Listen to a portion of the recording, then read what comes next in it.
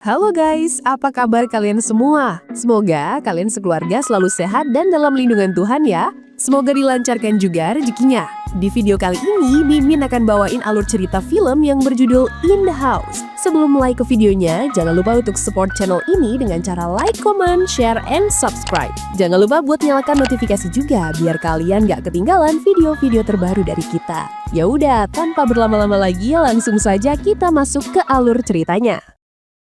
Film dimulai dengan memperlihatkan seorang guru bernama Jermaine yang memberikan tugas kepada murid-muridnya untuk menuliskan kegiatan mereka selama akhir pekan. Saat pengumpulan tugas, Jermaine langsung dibuat migrain karena isinya zonk semua. Ada yang cuma satu paragraf dan bahkan ada yang cuma satu kalimat aja. Namun perhatiannya pun tertarik kepada salah satu cerita milik seorang siswa bernama Claude. Tulisan Claude berbeda banget dari yang lain. Dia bercerita tentang pertemuannya dengan seorang teman baru yang bernama Rapa. Dari penampilannya, Rapa ini bisa dibilang tipikal anak culun namun baik hati. Tapi kalau lari, kayak karakter Naruto. Walaupun cerita itu masih belum selesai sempurna, Jermaine tetap memberikan nilai yang bagus. Pemilihan kata dan gaya penulisan Claude begitu matang untuk ukuran seorang murid SMA. Je sais pas ce que tu cherches, mais on va tourner la page. Allez, tu peux y aller. Tu as le temps. Ouais, non, mais je l'ai fait hier d'un coup. Utiliser d'autres adjectifs en dehors de la liste. Normal, bien, concentré, petit, à revenir chez lui, dans sa maison. Tu veux passer à la maison, stop? Différent, mais il s'est passé quelque chose qui a fait que je me fixe. Hari itu, Claude melihat Rapa yang dijemput oleh kedua orang tuanya. Dari situlah Claude mulai merasa tertarik. Tapi bukan kepada Rapa, melainkan kepada ibu Rapa yang cantik kayak artis Korea. De voiture, de quel métier nous allions faire plus tard. Di kelanjutan ceritanya, Claude pergi ke rumah Rapa untuk membantunya mengerjakan tugas. Sesampainya di sana, mereka berdua disambut oleh ibu Rapa yang bernama Esther. Walaupun sudah berumur, penampilan ibu Rapa masih cantik dan bodinya juga mantep banget. Cerita itu lagi-lagi bersambung, membuat Jermaine penasaran seperti lagi nunggu notif WA dari gebetan. Saking penasarannya, Jermaine sampai berdiskusi dengan istrinya yang bernama Jenny. Jermaine merasa bahwa Claude memiliki bakat menulis yang bisa diasah. Tu disais la même chose l'année dernière et l'année avant. Je leur ai donné une demi-heure, 2 phrases, 48 heures. Keesokan paginya, Jermaine mendatangi kantor administrasi sekolah untuk mencari tahu informasi tentang Claude. Diketahui Claude adalah seorang anak piatu, sedangkan ayahnya saat ini adalah seorang pengangguran karena mengalami cedera saat bekerja. Karena prihatin dengan kondisi Claude, Jermaine pun memberikan pelajaran tambahan gratis untuk Claude setiap pulang sekolah. Jermaine berharap bahwa Claude bisa menjadi penulis terkenal suatu hari nanti. Claude pun merasa sangat berterima kasih kepada Jermaine. Claude juga memberikan kelanjutan ceritanya kepada Jermaine. Hari itu, Claude mengunjungi rumah Rafa seperti biasa. Selesai belajar, ayah Rafa mengajak Rafa dan Claude untuk menonton pertandingan basket. Délégué, je te la passe quand t'es sous. Non, moi c'est Claude. Ton père? Ouais, il est plutôt cool. Et je ne le reconnais pas tout de suite. Sans survêtement, on dirait quelqu'un d'autre. Tak lama kemudian, Esther juga bergabung menonton pertandingan sambil membaca majalah. Karena duduk bersebelahan, Claude pun bisa mencium wangi Esther yang sangat semerbak. Rasa ketertarikan Claude terhadap Esther pun semakin menjadi-jadi. Elle reste tous ses jours à la maison. Mais elle n'est pas contente de la déco. Les Grizzlies est expulsé pour 5 fautes. Les Rafa se lèvent. Di tengah-tengah pertandingan, ayah Rafa mendapatkan telepon mendadak yang membuatnya harus segera pergi ke kantor. Juan Congli avec un H. Rafa Père se change, puis part chercher le chinois à l'aéroport. Rafa Père se change, puis part chercher Wang Li à l'aéroport. Hari-hari berikutnya, tulisan Claude berkembang menjadi semakin liar, semakin hidup dan semakin membuat Jermaine ketagihan, seperti lagi nonton drama Korea yang episodenya ditahan seminggu sekali. Jermaine terus membimbing Claude agar lebih baik lagi dalam menulis sebuah buku. Que les gens médiocres qui se croient supérieurs se personnage. On se voit demain là. Mon rôle. Mais non, mais pourquoi avec moi et pas avec les autres?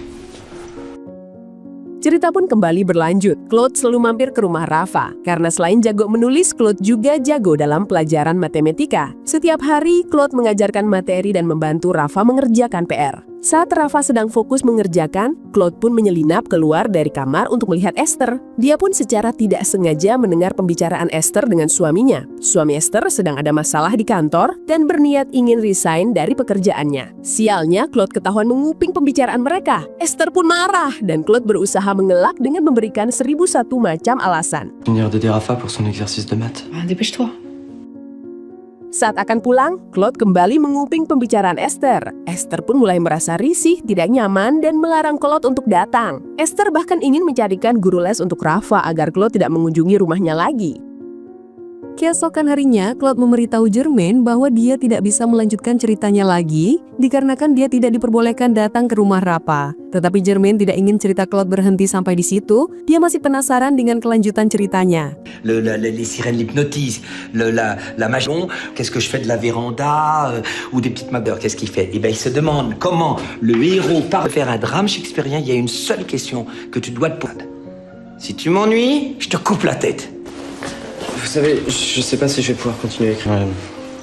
Si vous voulez que je continue d'y aller... J'ai pas dit ça. Mais Rafa, il comprend rien. Allez, file. Salut, gars. Bartol. Pas trop mauvais en maths. Excuse. Germaine pun akhirnya nekat mencuri soal ujian matematika dan memberikannya kepada Claude. Attends une seconde. Allez-y. T'es pas venu?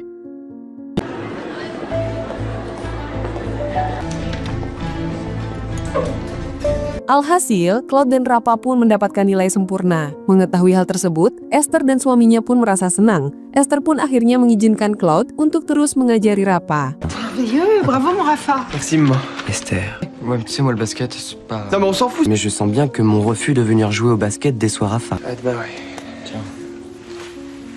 Singkat cerita, ternyata Rafa tahu kalau Claude mendapatkan bocoran soal dari Germaine. Rafa pun menyuruh Claude untuk berhati-hati karena menurut Rafa, Germaine adalah orang yang aneh. Suatu ketika, Claude melihat Rafa dan ayahnya pergi bermain basket. Otomatis, rumah tersebut kosong dan hanya ada Esther seorang diri. Melihat adanya kesempatan, Claude pun langsung mendatangi Esther yang sedang sendirian di rumah. Claude beralasan ingin mengambil barang yang tertinggal di kamar Rafa. Saat Esther sedang mencarikan barangnya, Claude sengaja memuji anting yang digunakan oleh Esther. Claude juga mengatakan bahwa anting tersebut sangat mirip dengan milik ibunya yang telah pergi dari rumah sejak dia berusia 9 tahun. Mendengar hal itu, Esther pun langsung merasa berempati sekaligus prihatin mendengarnya. Merasa kasihan dengan Claude yang tidak memiliki sosok ibu di hidupnya, Esther pun perlahan mulai melunakkan sikapnya dan membuka diri kepada Claude.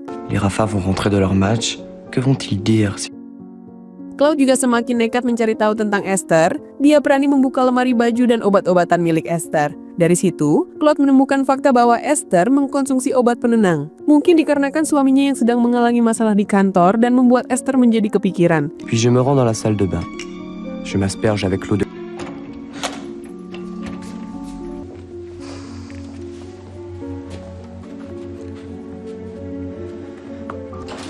C'est moi, chérie. Oh mince. Cet après-midi, Maurice m'appelle dans son bureau. Mais c'est pas une question d'argent. Ils se sont fait niquer parce qu'il a pas signé ou Angli. Quand ils penseront plus aux Chinois, ils oublieront le dîner et 300. Suatu hari, Claude diundang makan malam di rumah Rafa untuk merayakan kenaikan nilai Rafa. Hubungan Claude dan keluarga Rafa semakin hari menjadi semakin dekat.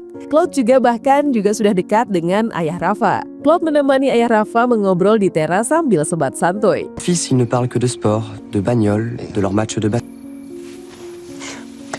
Moi, qui rêvait de retrouver Esther dans la maison, j'ai décidé de Saat akhir pekan, Claude juga ikut bermain basket bersama Rafa dan ayahnya. s'agiter et j'essaie de m'y mettre. Hé, Rafa, regarde qui est là.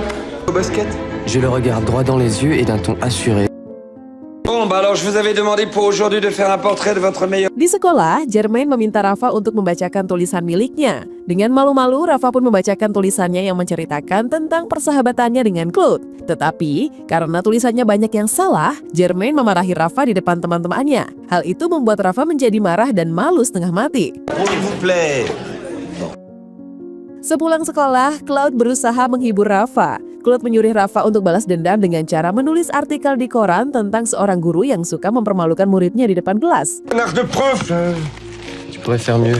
Rafa existe plus, non?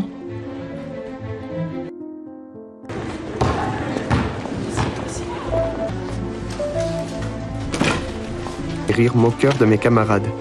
C'est pourtant... Mais une fois mon texte écrit, Monsieur Germain m'a déshabillé. De telles humiliations n'aient plus jamais lieu et pour toi. Mais pourquoi?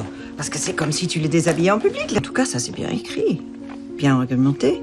Setelah artikel itu diterbitkan, Germaine pun dipanggil oleh kepala sekolah. Ayah Rafa juga nampak datang ke sekolah karena tidak terima anaknya diperlakukan seperti itu. J'ai corrigé son devoir. J'en me... Bonjour, asseyez-vous, je vous en prie. Alors quand j'ai lu, j'arrivais pas à le croire. Non, mais- Le respect de ses élèves, le respect de ton travail d'équipe. Il faut partager. Vous avez humilié mon fils en public, monsieur Germain. Sedangkan Rafa sendiri akhirnya merasa lega karena dendamnya sudah terbalaskan. Malam harinya Rafa dan Claude belajar bersama seperti biasa. Karena hari sudah larut, ayah Rafa menyuruh Claude untuk sekalian menginap di sana. Rafa pun mengantarkan Claude ke kamar tamu dan meminjamkan Claude baju ganti. Moi, et ça le fait rire de me voir dans son t-shirt trop grand. Un drôle de sentiment me traverse et soudain cette question. Tengah malam, Claude terbangun dan menyelinap keluar. Claude melihat Esther dan suaminya yang sedang bercocok tanam. Claude pun menjadi semakin ngiler dan ingin mencangkul kebun apem Esther yang mantap itu. Oui. Elle a la peau très blanche.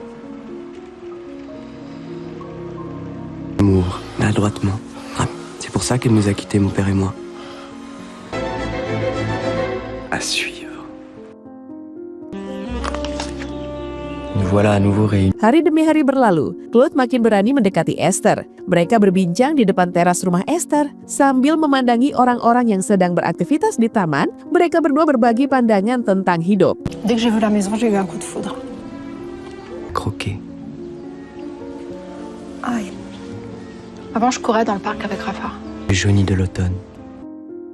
Beberapa hari kemudian, Claude tidak sengaja melihat Esther dan suaminya yang sedang bertengkar. Karena suaminya ketahuan pergi ke bar bersama dengan seorang wanita. Emmené dans un bar à putes. Mais c'est pas un bar à pute. Ça lui ressemble bien, mais moi pas. Et puis c'est pour le boulot, j'ai pas pu refuser. C'est ça. Mais chérie, écoute. C'est le moment. Je sais que c'est le moment. Setelah ayah Rafa pergi, Claude pun memberanikan diri untuk memberikan surat kepada Esther. Di dalamnya Claude mencurahkan perasaannya yang sejujurnya kepada Esther. Esther yang sedang galau akhirnya pun terbuai dengan rayuan manis Claude. Esther berbawa suasana dan mabar pushering legenda ponsel dengan Claude. Tanpa disadari, ternyata Rafa melihat permabaran mereka. Rafa yang merasa malu dan dikhianati oleh sahabatnya, dia memutuskan untuk mengakhiri debutnya di dunia ini. Le reste, je crois que je comprends, mais...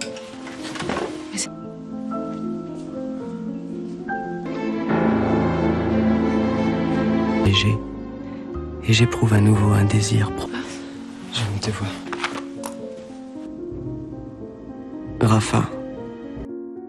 Setelah membaca cerita Claude tersebut, Germaine panik setengah mati. Kebetulan Rafa juga tidak hadir di kelas. Germaine pun langsung meminta pihak sekolah menelpon ke kediaman Rafa. Beruntungnya, Rafa hanya sakit flu. Dan itu semua ternyata hanyalah cerita karangan Claude semata.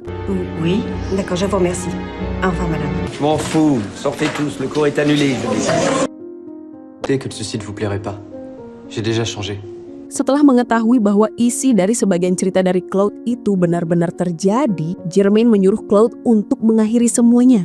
Germaine juga sudah tidak mau membimbing Claude menulis lagi. Là, le lendemain de la rentrée, j'étais déjà sur le point. Eh ben alors écris sur toi, sur ta famille. Dans ce cas-là, j'arrête de lire.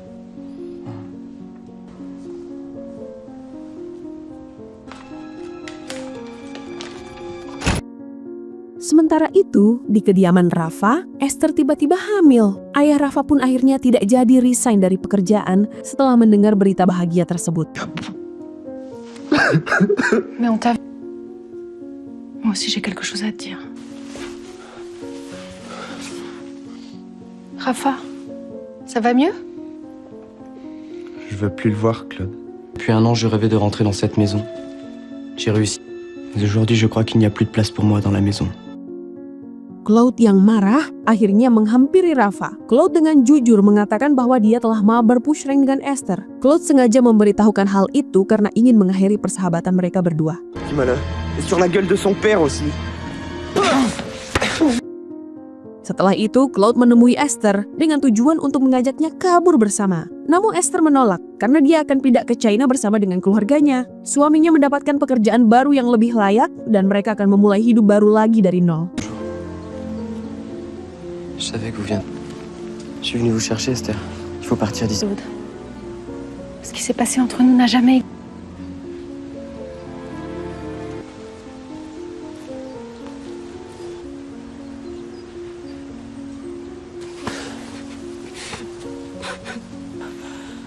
Je vous aime. Mais non. Faut que j'aille finir les cartons pour le déménagement. On va tenter notre chance.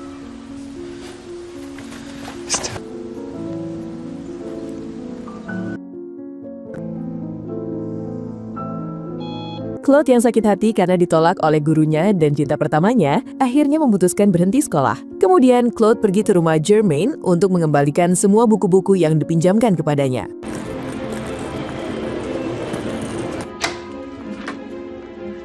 Bonjour. Kebetulan yang ada di rumah saat itu adalah Jenny, istri Germaine. Jenny pun menyambutnya dan menyuruh Claude untuk mampir terlebih dahulu. Jenny juga mengajak Claude makan siang bersamanya. Sambil makan, Jenny curhat kalau dia dan Germaine ingin sekali mempunyai keturunan. Tetapi sepertinya masih belum rezeki mereka untuk memiliki anak.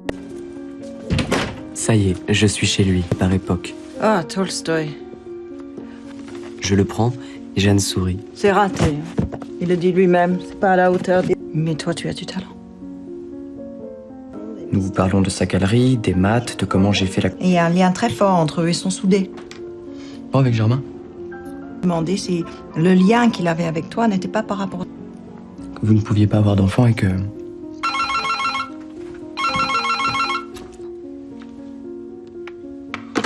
Je vous ai dénoncé pour l'épreuve de maths. Setelah makan siang, Claude sengaja melanjutkan menulis tulisannya di rumah Germaine dan membuat asumsi seolah-olah dia dan Jenny telah mabar pusreng. N'est-ce pas? Quand tu le sais.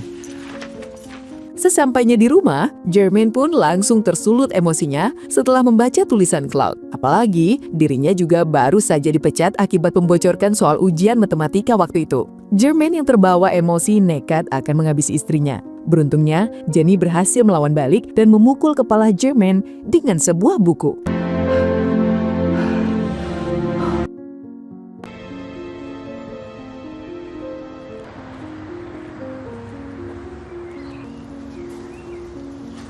Bonjour, Claude. Bien sûr. Di akhir film, terlihat Claude yang menemui Germaine. Claude meminta maaf kepada Germaine atas perbuatannya. Walaupun Claude telah menghancurkan hidupnya, Germaine tetap mau memaafkannya. Bahkan, Germaine masih mau membantu Claude untuk melanjutkan bukunya karena menurutnya, Claude adalah seorang calon penulis yang berbakat. Dan film pun tamat. Film ini mengajarkan kita satu hal bahwa kadang yang berbahaya itu bukan cuma orang jahat, tapi orang pintar yang salah diarahkan. Dan Germaine, dia belajar dengan cara yang paling pahit bahwa ngajarin nulis bisa berujung ngajarin anak orang untuk mabar pushreng dengan istri orang dan hampir menjadi perusak rumah tangga. Oke, segitu dulu video kali ini. Semoga kalian terhibur dengan alur filmnya. Last but not least, buah kelapa buah manggis, jangan lupa subscribe ya manis. Thank you for watching and see you on the next video. Bye-bye guys!